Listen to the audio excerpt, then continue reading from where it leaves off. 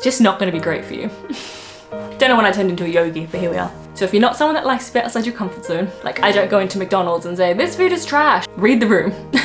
Hi guys and welcome back to my channel. If you're new around here, I'm Yvette and I moved to the UK 2.5 years ago and I'm documenting my experiences.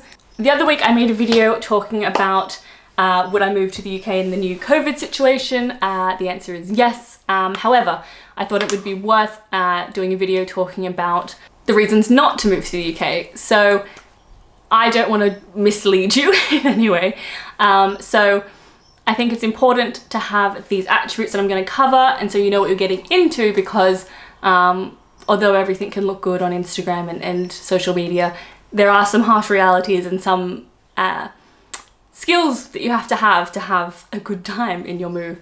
And so I wanted to make a video covering those off. So if you don't have some of the attributes in this video, perhaps it's best you don't choose to move abroad.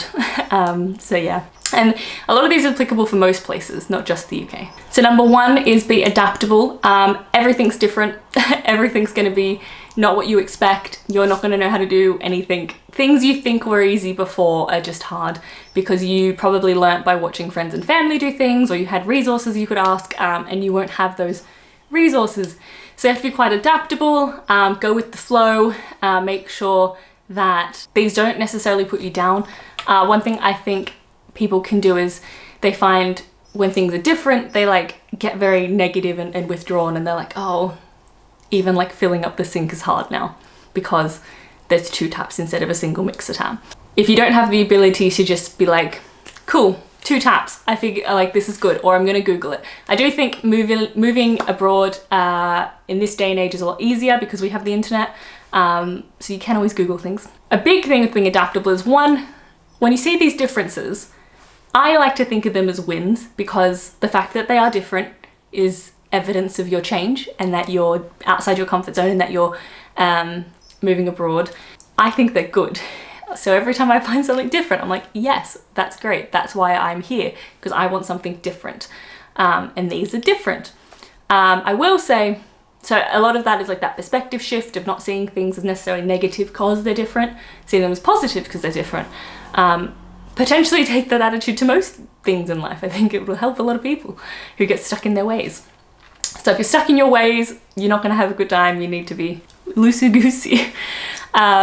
Also, if you find out these differences, be tactful in how you communicate them. So don't put them down. I get lots of comments being like, a mixer tap, blah, blah, blah. 2 taps is better because I can regulate the temperature or something. Or mixer tap, that's so much better than 2 taps, blah, blah, blah.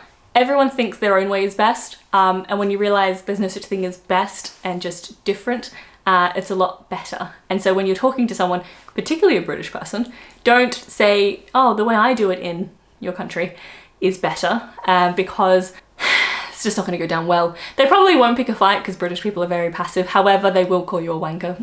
It's like the worst thing you can do is just walk into someone's house and be like, my way's the best, even though you're in their house. Like, I don't go into McDonald's and say, this food is trash and look how unhealthy it is. Like, obviously it's unhealthy. It's McDonald's. I'm in a McDonald's. Read the room. So on that note, things are different. Find those differences, find them as positives.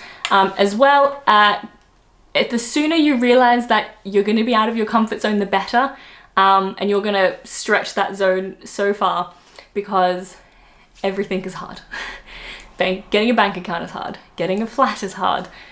Going to the groceries and not understanding any of the brands is hard. Not knowing how to pay your TV license, having a TV license, you're just always finding something that you didn't know, and that's hard. So I always think lose the ego, but really just remember why you're doing this and that the differences are positive, and that you're going to be outside your comfort zone. So if you're not someone that likes to be outside your comfort zone, don't recommend moving anywhere outside your hometown, because this makes me sound like a bit of a psychopath. But I think pain is good in a way, in terms of discomfort means you're growing, you know. And a good analogy is like if you're at the gym and you're doing squats and then your legs hurt, that's because the muscle's growing, and you're in discomfort from your legs hurting. It's growth. Pain is growth. Discomfort is growth. Maybe not pain. Discomfort is growth. Pain is go see a doctor. But yeah, so I always think that's good. So when you just know you're not in your comfort zone and you're having discomfort, just be like, I'm becoming a more self-actualized person. You have to be independent. So everything from just going and getting your visa sorted to getting the groceries. I just think you would not have a very good time in the UK if you just stayed with your friend or with your partner. While it's great to have those things, and I hang out with my partner many times, if there's something I want to do and he doesn't, I'm just gonna go. Like, I want to go to the Tate, my partner does not like art, I will just go. You'll get so much more out of your experience if you can just be happy with your own company. And I think that does lead me on to the next point, is that I'm guilty of this in a tiny way, I guess. If your life, how to word this, your life will be completely different when you move, but some things will come with you. So if you're not happy being within yourself, in whatever manner that is, that will be the same no matter where you are in the world. So keep that in mind, that any feelings, emotions, world views, anything you're not potentially happy with yourself is going to be the same when you come, because you are the one constant in this whole thing. Be one with yourself if you want true happiness. Don't know when I turned into a yogi, but here we are. If you're someone, and I know a lot of Aussies like this, if you love the beach and the sun, it's just not going to be a good time for you. Yes, the summer is lovely. Yes, travel is great. You can get to a beach really well. But if you're someone that likes to go for surfs and beach walks and like enjoy the evening sun, you're going to have a bad time. It's just not that hot and sunny. So one thing I found is quite a big like learning curve. Sorry, it's been a while. The lighting has changed. I realized my microphone wasn't plugged in, so there was an intermission for a meltdown, but we're back.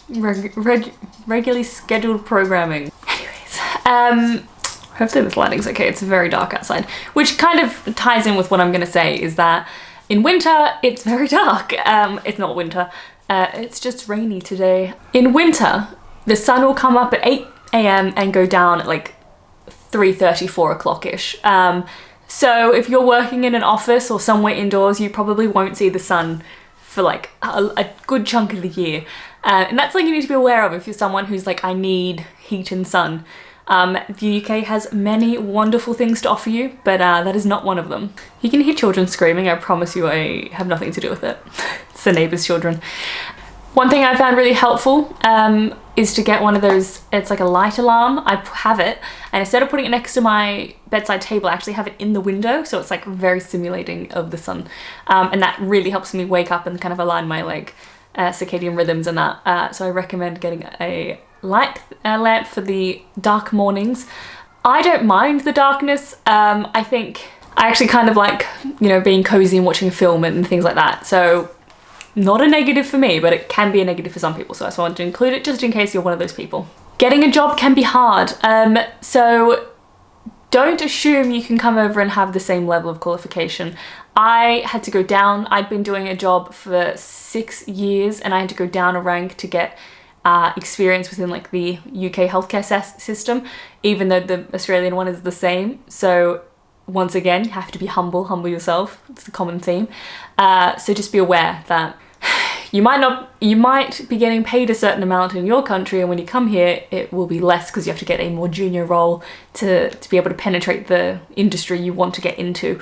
I also think you should have savings, because I found it very hard to even, like, in fact, impossible, not even hard, I found it impossible, could not get an interview without being in the country. So even if I was like, I've got a plane, I'm coming, blah, blah, blah, didn't matter. They're just like, unless you're here for the interview, we don't want to talk to you. So upsetting, frustrating, but yeah, keep in mind, getting a job is not as easy as you think. So give yourself a good buffer of savings and be very flexible in what you accept, because sometimes just getting any job's a good job just to get your footing, get your experience, and then you can jump up. That's what I did. I'm now more senior than I was in Australia, but I had to do that like level below where I was to get where I am now, to kind of leapfrog.